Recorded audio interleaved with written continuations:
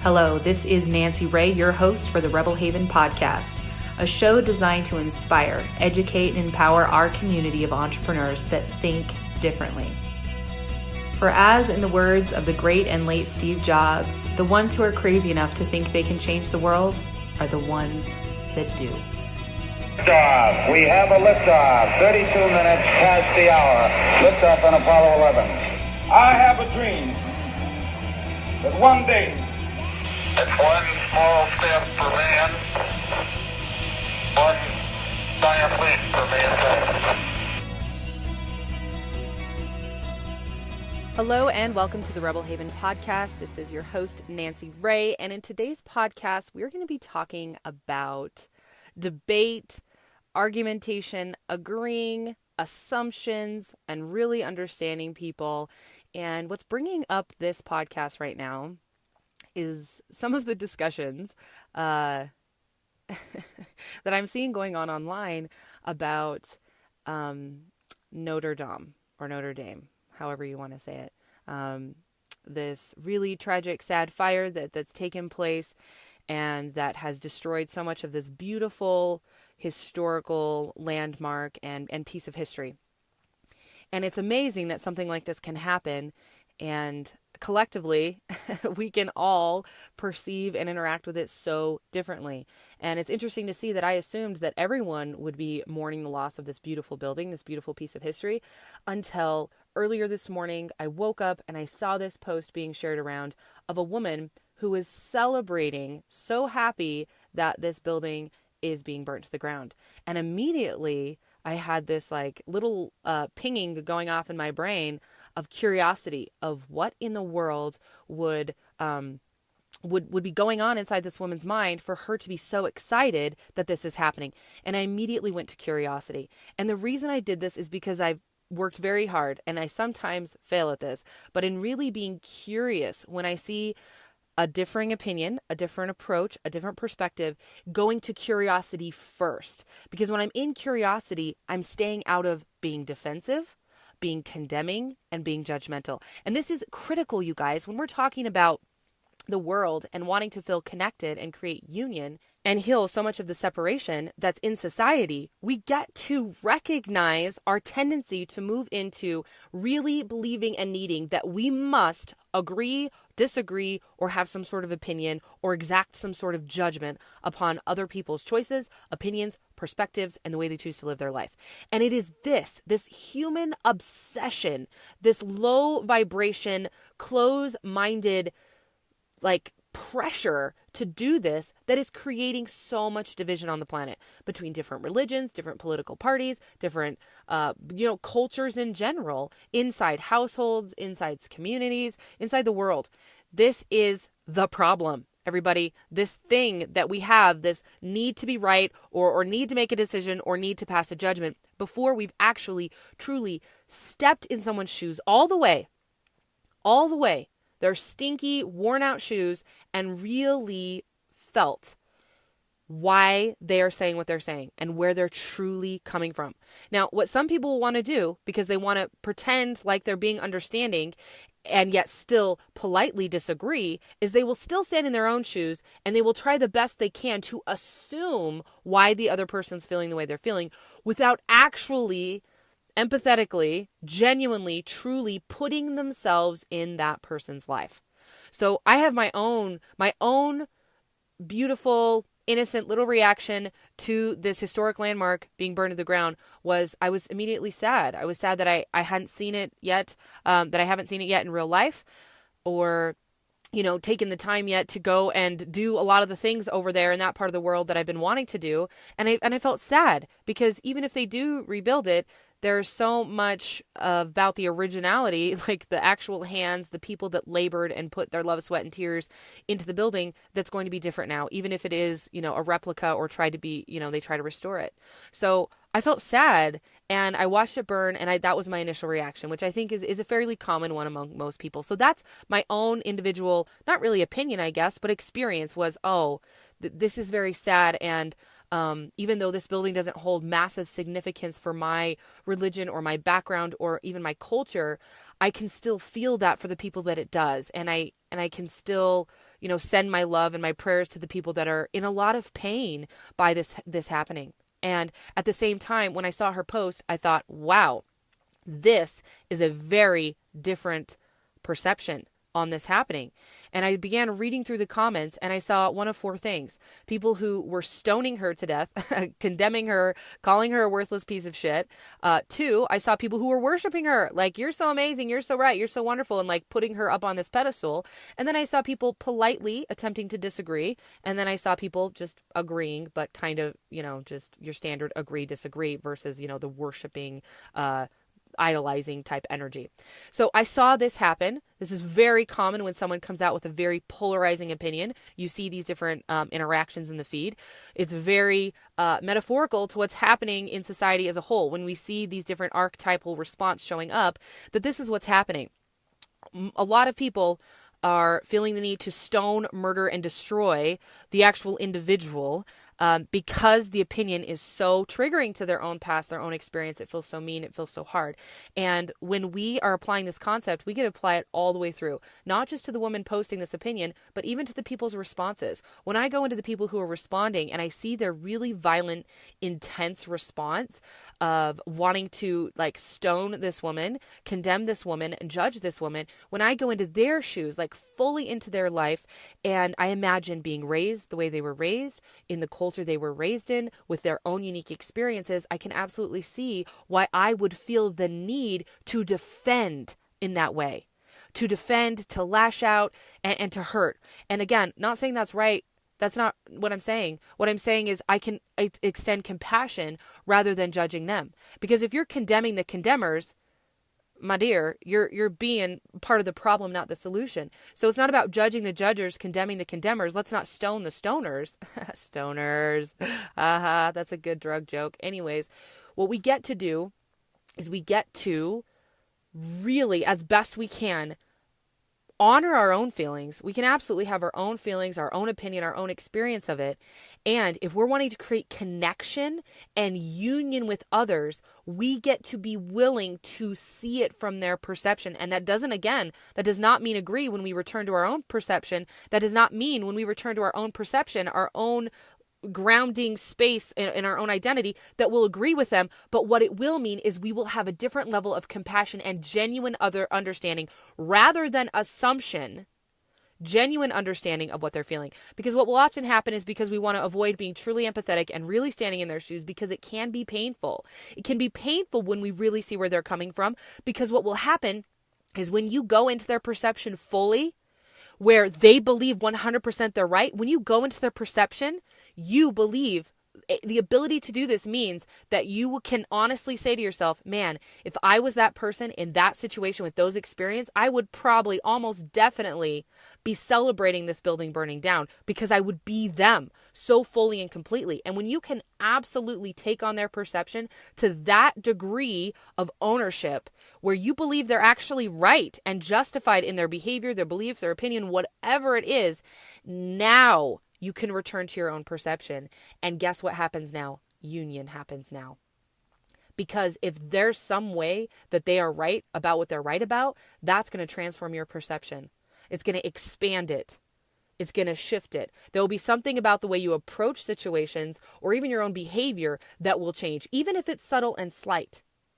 And this will create union, because the truth is, this is the woman's heartfelt perception, whether she's right or wrong. That's what I want you to hear. I'm not saying she's right or justified or any of that in her perception. I'm saying when I go fully into her body, fully as best I can, there's not going to be 100% of this because I'm truly not her. But when I have the willingness and the desire to see it fully from her eyes without assumption, what I can feel is this woman's perception and the way she was raised is that she sees that building as a symbolism of murder, of tyranny, of using God, using the name of God to justify horrendous acts. She sees it as a symbol of, an archaic system that is disrupting people's connection with God. She sees it as a symbol of pedophilia behaviors, right? We all know the dark side of the history of some of the, the priests in the Catholic Church and whatever.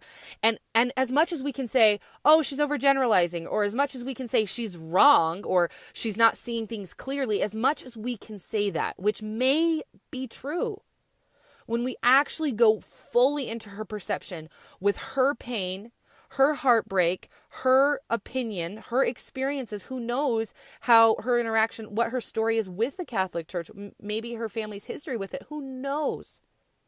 We can see why, from her own little perception on the planet, this could be a celebration of the end of an era where she believes that people are caged by a patriarchal system, and in her belief system, that's not what it needs to be. She wants maybe synarchy, something different, not necessarily matriarchy. I don't know her fully, but we can see how she could celebrate it.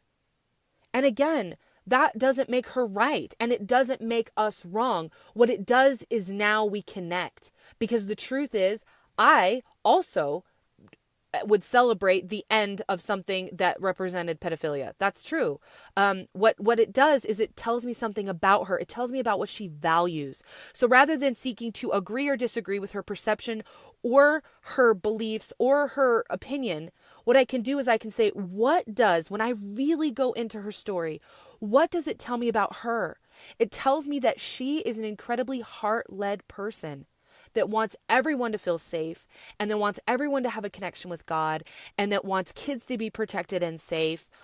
Wow, I also want those things. We can be connected in that way. Even if I don't agree with her method for doing it, now what happens, instead of shunning her, shaming her, disconnecting from her, stoning her to death publicly on social media like, a tantruming 3-year-old, instead I can send her love. And I can see her and witness her pain and say, I don't get it fully, but I want you to know that I see you. I see you. And you know what? I embrace you and I accept you.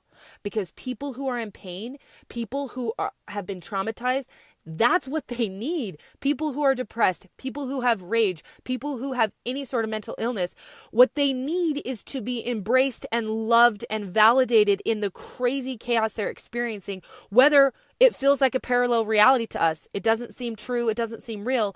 In their world, it is. And we cannot bridge the gap between us and someone else by condemning the way that they're seeing it. What we can do is we can meet them there. We can go with them into the hole and say, oh my God, I see, I understand you. And I'm not just going to assume I know you. I'm not just going to assume that I'm saying I understand because I want to quickly put in place my own disagreement or try to change your mind. And certainly we can do that. Disagreeing is fantastic. When we disagree, we go back and forth and everybody's minds expand. When everybody's doing it from a heart-centered place of curiosity and exploration, disagreement and debate is fucking fantastic. I debated all through high school. I loved it. It totally transformed the way that I see and approach everything in the world. I'm so incredibly grateful for that. And when we're approaching disagreement from a fear-based, ego-driven mind, it creates destruction and separation. It does not create innovation. It does not create connection or love or appreciation. It creates pain. It creates separateness. It creates ostracizing people and kicking people out of this human tribe. We are all a family. We're all a family, and every single person's life and everything that they've experienced and everything that they're feeling, whether based in a true belief or not, is valid. If she feels elation seeing this building burn, what does that teach us about her and the world and how we can be more compassionate, how we can extend our hand to her and say, sister, I am so sorry that you've experienced these things, and I love you, and I love what your goal is. I love what you value, and I love your heart.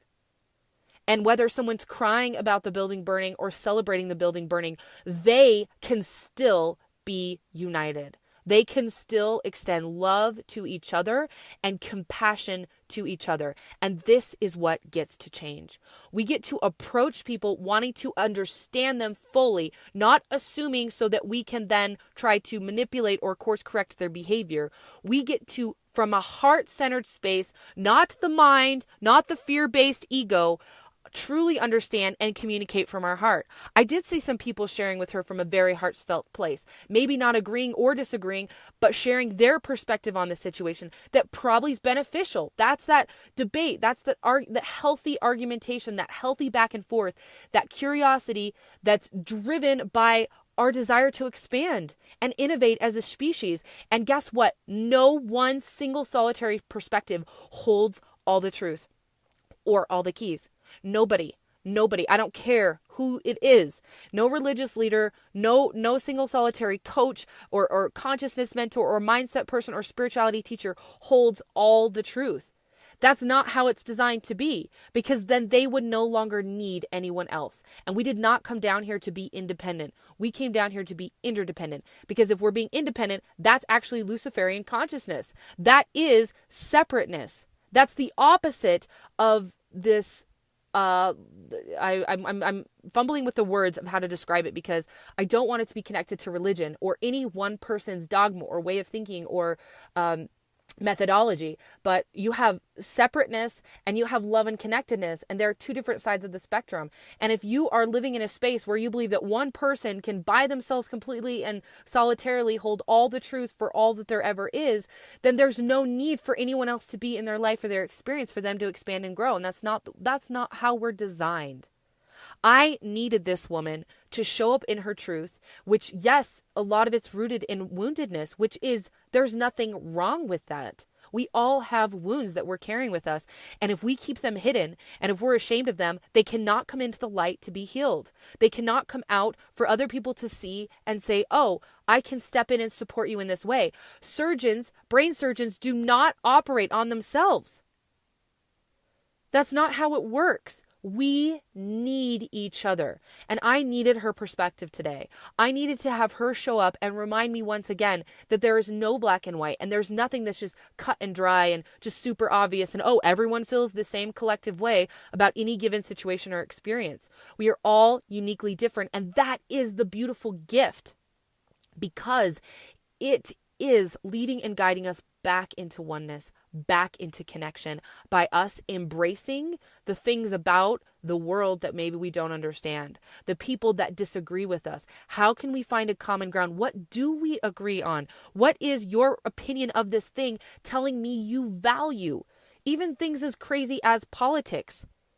And it's about removing the agenda of resolving it now and making a decision, and instead make the agenda connection. Make it understanding. Because, man, from that place, everyone's minds and hearts open and new solutions. A third option comes in. Not just the black and white, not just pro-life or pro-choice, but new insight and new understanding and new information that can come in that can innovate the system that right now, clearly, we all see on all sides is not working anymore. It's outdated. It's not effective. It's not honoring all aspects. There is a way that's void of compromise, that's void of I'll be in pain a little, you be in pain a little, I'll sacrifice, you sacrifice. There is an option that is truly at its core and essence a win-win. But it can only be reached when both sides are fully and equally invested in the other side's best interest and honoring fully from a place of pure empathy and understanding what they're communicating and what we value collectively. The crazy thing is when we do this, we realize we are all way more the same than we are different. And we just have these surface bullshit things in the 3D distracting us from the truth. All those things are the illusion. The truth is that really at our core, we are all love. Really at our core, we are all light. And that woman that is celebrating the building burning down is not evil. She's not the devil. She's not a piece of shit. She's a human being that came into a very unique circumstance, different from everybody else's. She was born into a different home, raised by different people, experiencing different things in the world by religion and perception that have shaped her into the current perspective she is, which can be a gift for everybody else that sees it differently if we can embrace her and honor her, whether we agree or not. I want you guys to hear that. It doesn't mean you have to let go of your values. It doesn't mean you have to just agree with what everyone says. It doesn't mean you have to stop sharing your own unique truth, because she shared her own unique truth. So then you get to fill into what feels like the best, most inspired, heartfelt sharing of your truth, whether that's replying to her comment, whether that's posting on your wall, whether that's writing a blog post, whether that's just sharing it with your family. And you still get to share your truth because your perspective blesses all of us just the same. And that's what I did, right? I went online, I shared my perspective, which is what I'm sharing with you here now. It keeps expanding based on interactions and comments I'm receiving from people about my message, which is, I didn't really say what my opinion was one way or the other. I'm sharing it with you now, right? But that wasn't the point. The point of my perspective was, wow, we all have very different perspectives. And when we can move into a place of honoring and really listening and hearing, we can create connection, we can create unity, we can create solution rather than destruction and division and ostracizing people and kicking people out of the tribe because whatever they're feeling or seeing or witnessing is just too painful. We don't want to accept it. We want to reject it. We want to ignore it. And we want to quickly jump to assumption, pretend we understand where they're coming from so that we can quickly and comfortably move right back into our perspective without needing to look at ourselves, look at our approach, look at our perception, or look at our behaviors to make any sort of adjustments because we don't want to change ourselves. That's not going to happen. We all get to evolve together. We all get to change and grow and progress together. And that's how this works. There's not going to be one person that just like way ascends everybody else. That's not that goes directly against awakening. If you study awakening, any of the great masters that have experienced awakening or seen awakening or enlightenment, they immediately return back into society and humanity because the minute that you recognize your own enlightenment, you realize that it is, in a paradoxical way, impossible for you to be fully enlightened when everybody else still isn't. Because at the ultimate highest level of truth, we are all one. We are all one powerful, connected, energetic being of love and light. We all come from that same loving light source. And so that's why you have people that they experience some level of consciousness or enlightenment and they come back and teach. And then they experience more and then they come back and teach. We have these people who are meant to be teachers that are meant to do this type of process. And they know and they understand. And I really want to transmit this to you today, that you cannot just cut yourself off from everybody in the world that is low vibe, everybody in the world that's negative, or everybody in the world that struggled, and just go live in your own little enlightened cave. That's never how it was designed or meant to be. And no, I'm not saying don't have healthy boundaries. Absolutely do. Create spaces that feel good to you, that feel safe to you, where you're not being inundated with other people's pessimism. And that does not mean at the same time that you have to reject them, cut yourself off from them, disconnect from them, and separate from them in an energetic way that feeds the problem, not the solution. Our lack of willingness to face the shadows on the planet, to face the real yucky shit that's out there, the yucky, perverse, horrendous things that humans do from crazy places of pain or woundedness or mental illness or all the combination of those. Our inability and our lack of willingness to look at those things and embrace them in a way that transmutes them, that loving heals them, is the problem. Right now, when someone commits a crime, they are isolated. They go to timeout, they're sent to their room, they're locked away in prison. They are disconnected from the exact energy, the exact love that could heal them, that could shift their perception, that could open them up to a new way of being. If this woman that is sharing this perception and her opinion and belief about this building had people actually fully understand her and embrace her with empathy, she may have an opening in her heart space to heal some of her vendetta or her anger or whatever it is that's driving her hate of the building and the hate of the religion. She could open up into seeing both perspectives. I understand, and I still believe my celebration of the ending of a symbol that means this is good. And I can also honor at the same time that to many people, this building does not symbolize this. To many other people, this symbolizes their connection to God. This symbolizes history. This symbolizes whatever it is. There's a million things that this beautiful building represents to everyone in all the different places that they come from and where they show up to join in the discussion. So this is the message today. And I want to thank all of you, those of you who feel truly inspired to share this out, to, private message this podcast to people. This is how things change. We inviting people in to look at new ways of approaching these types of very, very emotive situations. It is highly triggering to so many people. This is why I can absolutely understand why people jump into this feed and are stoning her. I understand why they're doing that, because when I can go into their perspective, I can see where they're coming from, right? And as we each do this and commit to doing this more and more and becoming better and better at doing this, because as much as I'm sitting here teaching and preaching this, I get to work on this exact same thing. I get to get better and better at watching my knee-jerk reaction. You know, for me, I was raised LDS in a Mormon community. And so for me, certain situations outside of that culture trigger me into my woundedness, trigger me into that, desire to lash out and to say things from anger or from fear or from wherever my wounded places are. So I am actively working at looking at those things and healing and shifting those perspectives, and also not disconnecting from those sides of me. The same way that we are going to embrace and love her very intense response to celebrating something that for so many people is a tragedy, we get to love and honor our own emotions, our own response and reactions to things, and not make it wrong. When I get angry, when I see certain things online that are either being put out by members of the LDS Church or by the LDS Church itself, when I feel myself get angry or triggered or sad or of whatever, I get to not disconnect from that side of me. Oh, that's so wrong and bad. That's not enlightened or spiritual that you're feeling angry. Whoa, you must be, possessed by a devil because you're feeling angry and you're so bad. That is not creating union within me and me. That's not going to create healing. What creates healing is when I go, oh, and I wrap my loving arms around that aspect of myself that's hurt or wounded or confused or angry. And I love her where she's at, not with an agenda of like, oh, I'm loving you so you will change, so that I'm loving you because I am love and it feels good to be myself. And so I'm going to love you.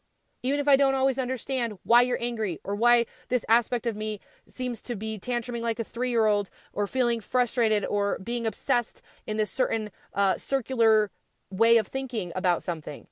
You get to love that, honor it, embrace it. And as you do that, as you give it space, as you really validate it, a lot of the tension, a lot of the pain begins to release.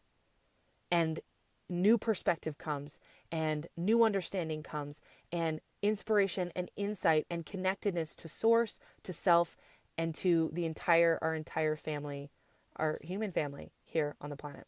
I love you all so much. Thank you for being here. I want to remind you that if there's ever any questions you have or topics you'd love me to speak on, don't hesitate to reach out and invite me to explore those topics with you. I love you all so much. Make it a great day.